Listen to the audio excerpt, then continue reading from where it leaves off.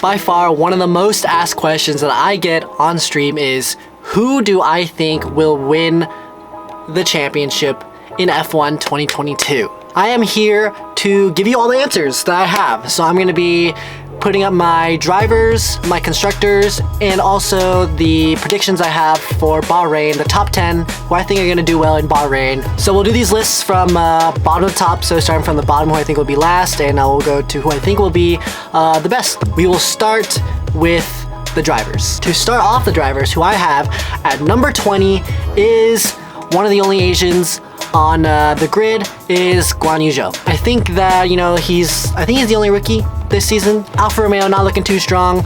I think Guan Yu is going to have a really difficult time acclimating, maybe. He wasn't a standout star in F2, I believe. He did okay. He was a front runner, I believe. I think he's like a midfielder. I definitely think that, the Alfa Romeo car isn't that great, so he'll also be, hindered by his machinery as well. At number 19, I have Mr. Lance Stroll. The Aston Martin looked really difficult in preseason testing, and I think it's going to be real difficult throughout the year. Maybe at the end of the year, it'll look more of a stable car, but it seemed like they were locking up a lot. It seemed really heavy around the corners and, really clunky maybe, if I were to describe it. But yeah, at number 19, I have Mr. Stroll. At 18, I have Mr. Valtteri Bottas. That Alfa Romeo is going to hinder them a lot. I think Bottas is a great driver. He did great on Williams and on Mercedes after that, but I do think that Bottas is going to have a difficult time handling the Alfa Romeo. I don't think it's anything that has to do with him. Again, I think it's going to be the machinery. And at P17, I have the boy, Alexander Albon. That Williams, it seemed pretty good in Barcelona. When it hit Bahrain, they seemed to have a few problems. I think that brake issue is what a lot of people are thinking are going to be the chink in the armor for Williams, if they can get that sorted. But I mean, Albon is not a bad driver. He's definitely a great driver. I think they're a little bit behind the curve, but yeah, Albon at 17. At P16, we have Mr. Latifi. Albon's teammate, we have Nicholas Latifi at P16. That Williams, I think Williams and Alfa Romeo will be the back markers. I don't think there's anybody that's going to be like super far behind the field like Haas was last season, but I definitely think that the Williams is on the back foot. I don't think that they're going to be too far off of the midfield. They've definitely taken a lot of strides in comparison to their 2019 toothpaste car. But yeah, I think Williams will have their work cut out for them, and if they can get the work done, then I mean, by all means, they'll probably go up the field. But this is where I have them as of now in the beginning of the season. And above the Williams pair, I have Sebastian Vettel. I have Stroll's teammate above here. He's a 4-time world champion, so he's definitely got skill, but I definitely think that the Aston Martin looked like a wild horse to handle. They were locking up a lot, especially on that C2 compound. I think that they were locking up a lot going into the downhill hairpin, at least from what I could see. But I think that, Vettel will use his skill and his experience to be able to control that car. But Aston Martin, like Williams, have their work cut out for them, and, that's just what I think. And at P14, they're very familiar with each other. The two Germans are back-to-back. I have Mick Schumacher at P14. The Haas looks like a pretty strong car. I mean, Schumacher and Magnussen were able to put times in at P1 and 2. I think they're on separate days doing different run times, but the Haas, I think on a good day, looks like a pretty strong car, pretty capable car. I think they're back to around where they were in 2018. I don't think they're going to do any better than that. Around P4, maybe P5, maybe P4 on a good day. But I do think that the midfield is going to be really strong. I think it's going to be really tight in the midfield, so I just think Haas give off the feeling of when the pressure comes through. I think they, especially I think 2 years in a row in Australia, there was 2018 and 19 where they had pit crew problems. So I just think under pressure, Haas have been known to choke and let the ball down a little bit. And at P13, I have Mr. Magnussen. I think Magnussen came back really strong. It's obviously a surprise seeing him back onto the grid. I definitely think that Magnussen is a strong driver. It's just that Haas team and that Haas car has been known to be a letdown a little bit, so I think he won't be able to progress so far just because, his machinery and the environment that he's been given. At P12, I have one of the only French drivers on the grid, Esteban Ocon. I think Ocon has been shown, you know, really good highs, but he's also shown really low lows. I think his inconsistency is his biggest, like, crux to his driving style. He's shown, you know, he has a race win. He's a race winner. He's definitely a proven driver. I just think that the Alpine's engine problems might hinder him a little bit. I think their aero looks fine. I just think that engine, I hear it's really underpowered, excuse me. So yeah, have him there. And right above Ocon, we have at P11, Yuki Tsunoda. The only Japanese driver on the grid. Yuki Tsunoda is personally one of my favorites. I love his, you know, his personality, and especially in Drive to Survive, he is one of a fan favorite, I believe, as well. But Yuki Tsunoda, he's a very strong driver. It's his sophomore year, and the Alpha Tauri is definitely a dark horse, so definitely keep an eye out for them. But P11, Yuki has had some really high highs, just like Ocon, but I think his lows are equally as low to his highs. At P10, I have Fernando Alonso, the two-time world champion. I think that Alpine, with the underpowered engine, are gonna be hindered a lot, especially with these cars being a lot heavier than last year's. If you have an underpowered engine, I think it's going to hinder them even more. GP2 engine, as Alonso is famously known for. I think P10 is a fair mark for him, especially with the machinery he's been given. But if they happen to improve to have a better car than most of the midfield did, I think he's definitely up for maybe a few podiums. And at P9, I have the other French driver, Pierre Gasly. I think the AlphaTauri, again, like I said, is a dark horse. Gasly is a really strong driver. I expect him to be very strong this weekend at Bahrain. He's always scored pretty well at Bahrain. I think he had a front wing incident last season in 2021, unfortunately, but yeah, I think he'll be really strong in this season, and yeah, in AlphaTauri. And this may be a surprise to some of you out there, but at P8, I actually have George Russell. That Mercedes car looks like a handful too. Not quite as bad as, you know, we've seen from the Williams and the Aston Martin and Alfa Romeo. But yeah, that Mercedes is looking pretty weak. I know a lot of people are under the narrative that, oh, Mercedes is sandbagging, and, you know, stuff like that. But I think they're genuine issues. And, you know, sometimes the easiest answer is always the actual answer. I think people might be reading a little bit too much into it. And obviously a lot of Merc fans are going to believe like, oh, they're just sandbagging, you know, they'll bring about some parts in Bahrain, but, you know, it's only a week to Bahrain, and there's no way that they would sandbag just to use 100% of their, like, you know, knowledge in Bahrain. I think if it was a different track, then maybe that they would do that, but since it's the exact same track, Bahrain into Bahrain, I would say that, like, yeah, there's a lot of, I think there's reasonable doubt. I think if it was only Barcelona testing, then I would believe maybe that there was some sandbagging there, but there's no way at 2 preseason tests that they would sandbag that much. And at P7, I have his good mate, Lando Norris. I think McLaren, that front brake issue is going to kill them. Overheating is going to be, you know, especially in these bigger cars, heavier cars, braking is going to be a really big issue. I think that's what has been catching people some off guard. I think that McLaren is definitely needs some improvement, especially on the front brakes. You know, I'm no expert, but if you don't have any front brakes, then, you know, maybe over 1 lap you'll be fast, but maybe in the race when the heat start to get higher in those brakes, I think that's gonna be a real issue. And ahead of him, I actually have Ricciardo ahead of Norris. It's not unreasonable. He's been known to adapt really well, especially to that Renault. We could tell with his 2-year stint that he had at Renault.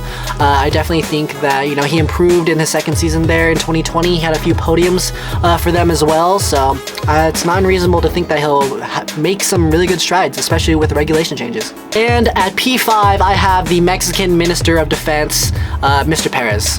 I think he's really strong. That Red Bull car is looking really good. I just think that if he's an 8 out of 10 driver, the drivers that I have ahead of him are the 9 out of 10, 10 out of 10 drivers. I think he's very solid. He needs to clean up that quali pace a little bit, you know, but I think his race pace is really strong. His defense is really strong, as we know from Turkey. Both years that we've had that Turkey race, he defended against Lewis Hamilton, and yeah, so I think that he's been, you know, he'll be fairly decent this year. And at P4, this may come as a surprise, but I have Lewis Hamilton at P4. Yes, he's gonna start outside of the top 3 for the first time in about 7 or 8 years in the turbo hybrid era. But yes, I think he will not be scoring a podium in the Drivers' Championship. That Mercedes, we know that Mercedes is really good on the development side, but I think by the time they fix their problems, especially that in extreme porpoising problem that they've had, I don't think they're going to fix that porpoising problem anytime soon. Maybe at the 3rd race, but I think the first couple races they're going to have a real problem with that. For number 3, I have Mr. Leclerc.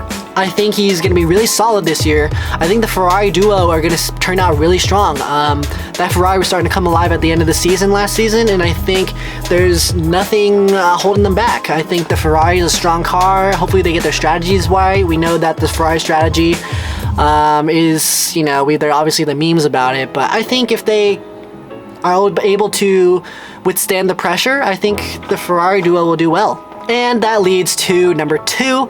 On my list, I have Mr. Carlos Sainz. I think he will finish P2 in the Drivers' Championship. This may be a hot take for some of you, maybe not, but Sainz finished above Leclerc in 2021, so it's not unreasonable to think that he will finish above him in this season as well.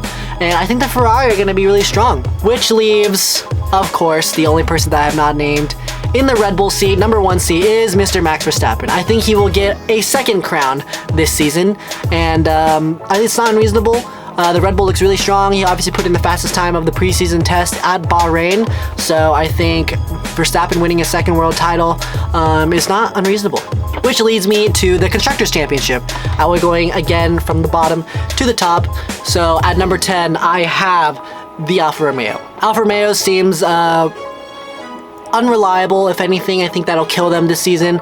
They've had a lot of gearbox issues, I believe, and engine problems. I believe there's a hydraulic problem in Barcelona or something like that. It's unreasonable to think that they would be last. I think they'll score some points, maybe a few points here and there. I expect them to maybe get into the double digits at the most points, but I think that the Alfa Romeo looks like a handful, and their reliability is going to kill them if anything.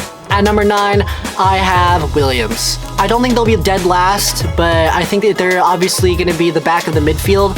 P9 is not unreasonable. I feel like, you know, Williams took a lot of big strides and big steps towards the top, or towards to get to the back of the midfield, and I think they're there.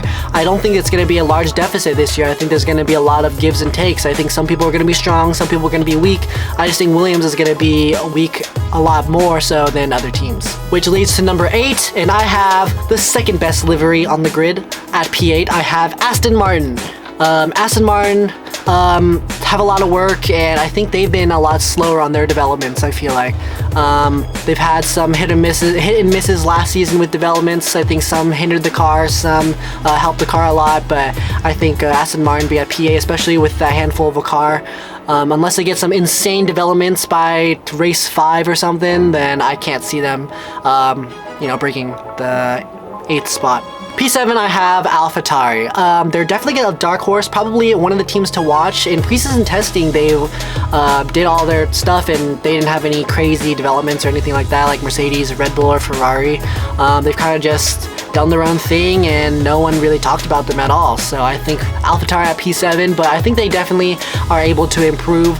AlphaTauri is known to have some really high highs, and they don't really have their super low lows in comparison to like Alfa Romeo or Williams. I think they've been more consistent throughout the years, especially since 2020 when Gasly won in Monza. I think they've gotten a lot more consistent since then. P6, I have Haas F1. I think they're going to be a strong midfield team. I think they'll consistently get some points in the midfield, maybe like a P10, P9-ish in that area, and I think it's not unreasonable to think that they will stick around in that P6 spot. P5, I have Alpine. I think if they're able to overcome the deficit of their sort of engine issues, I think that they'll be a solid P5. We've seen Alonso is on really good pace right now, and we have Ocon, who's had some really high and lows, but I think if he's able to clean up his consistency, I think that he will be able to bring in some solid points for Alpine. I think they'll finish a solid P5 in the championship, but take that with a grain of salt, because I think the midfield is going to be super tight this year. At P4, I have McLaren. I think McLaren getting P3 in 2020 or whatever may have been maybe their peak I would say. I think P4, the championship, a solid P4. Seems to be where they're about to be at. Maybe even fighting with Mercedes for some points. Grabbing a podium here and there, but I think if they're gonna get consistent podiums, it has to be a lot with the DNFs and stuff. But I think they'll get a couple podiums here and there on merit. Maybe Ricciardo and Norris will bring in some really insane pace. I think Norris had some really good pace in Imola last season. But yeah, I think that P4 is a good mark for them. And at P3, I have Mercedes. I don't know, guys. I think Mercedes is actually, I think they're starting to break a little bit. I think Mercedes P3, I think it's just their development that they're going to need. It's just how fast are they able to fix that porpoising problem. And I think they may improve to maybe even P2, but I think P3 is a safe bet from what we've seen in preseason testing. And P2, this may come as a surprise to some of you, but I actually have Red Bull at P2 in the Constructors. I think that if Checo can improve his quali pace, then maybe they might even go up to a double world championship. But I think that it's not unreasonable to think that they'll get P2 again in the Constructors. I obviously would think that they want the double crown, but especially where I marked them in the Drivers' Championship, I think the Constructors at P2 is a safe bet. Which leaves with who I am personally rooting for this season. Maybe I'm a little bit biased, but Ferrari. I think Ferrari at P1 in the Constructors is not a daunting task. I think that Sainz and Leclerc in the right machinery and the right consistency, they will bring in some solid points, probably some really consistent podiums here and there for Ferrari. I think that if they consistently bring home some podiums, that they will win the Constructors' crown for this season. And now my top 10 predictions for Bahrain. At my number 10 spot, I have Yuki Tsunoda. I think Yuki, he had a pretty strong showing last season in Bahrain, so I don't think there's any cause to change. The AlphaTauri looks pretty solid, and I think Yuki will come home with the number 10 spot. And at number 9, I have Mr. Ricciardo. I think McLaren, well, Ricciardo specifically, I think since he missed his preseason test in Bahrain, he's going to have a lot of issues getting used to the car in Bahrain. There's obviously a lot of heat in the desert, and especially with those brake cooling issues, I think he's going to have to maybe tone it down. I think McLaren is definitely strong enough to score some points. I just don't think they're going to be able to fight for those podiums, if anything. And at P8, I have his teammate, Lando Norris. I think, that brake cooling issue is definitely going to hinder them in the race. They might even DNF, and I could be completely wrong, but I assume that they'll have like a band-aid fix for it, for Bahrain specifically. Those desert heats are going to get to them, I believe, but I think once they get to Imola, they'll probably fix it. When it gets to a cooler temperature, they won't need to worry about it, but because they didn't have that problem, I believe, in Barcelona, where it was a little bit cooler. But yeah, I think in Bahrain, they're going to have some trouble, but I think they'll score points. At P7, I have George Russell. He is a strong driver for sure, but that Mercedes thing is going to take him a little bit more getting used to. I think they're going to need a little bit more development and a little bit more data to fix their issues, especially with the porpoising. They might even get some floor damage, because I think they have actually had the worst porpoising in the preseason test. And at P6, I have Mr. Perez. I think he finished P5 from last season. I don't know. I think P6 is just a solid mark. It's just a gut feeling. I don't know. And at P5, I have Pierre Gasly. He's been super strong at Bahrain. He's finished, I think, P4 the first time he came around, and I think like 2019 or no, it was 2020 he finished Bahrain. I forget what year, but I think it was P4 in Toro Rosso. So yeah, I think he's pretty strong at Bahrain. Which leads to my number 4 spot. P4 is Mr. Hamilton. Just off his strength as a driver, is going to be able to score some pretty big points in P4, but I just think that Mercedes car is going to hold him back a little bit. And yeah, it's Hamilton. We can't doubt him. Maybe he'll score a podium in Bahrain if something happens, but yeah, I think that porpoising is going to be a huge issue for Mercedes. At P3, I have Mr. Leclerc. No change really in comparison to my driver. My driver's world championship standings. I think P3 for Leclerc is pretty solid. He's been pretty strong in Bahrain. Ferrari has typically been pretty decent in Bahrain, so it's not unreasonable to think someone will win there. But yeah, I think Leclerc at P3 is a pretty safe bet. At number 2, I have Carlos Sainz. I think they're going to be really strong pairing this year. I think they're going to score some consistent double podiums for Ferrari. There's no reason to think that they would do bad unless they really drop the ball. Yeah, Sainz in P2 for Bahrain is where I have him. Which means the last person who I think will be winning the Bahrain Grand Prix is Guan Yu Zhou. No, I'm just kidding. I think it's going to be Max Verstappen. Verstappen and Red Bull seem to be really strong. They set the fastest time with a 31.7 or something like that in Bahrain. But yeah, I think that they're going to be pretty strong. And I think they're definitely going to come out with, I think they're going to come out swinging this year. And that is all my predictions for this year. Let me know what you guys think in the comments below. Make sure to like and subscribe, hit that bell to get all my notifications. Follow me at twitch.tv/OhDangIt'sYang for watching me streaming, because I'm mainly a streamer. But yeah, let me know what I can improve on, what you want to see in these videos. I kind of just do whatever I think everyone wants. But yeah, but anyways, boys, that is all the time for me, and I will see you guys on stream, on YouTube, on Snapchat, on Instagram, or whatever, TikTok, and I will see you guys later. Peace.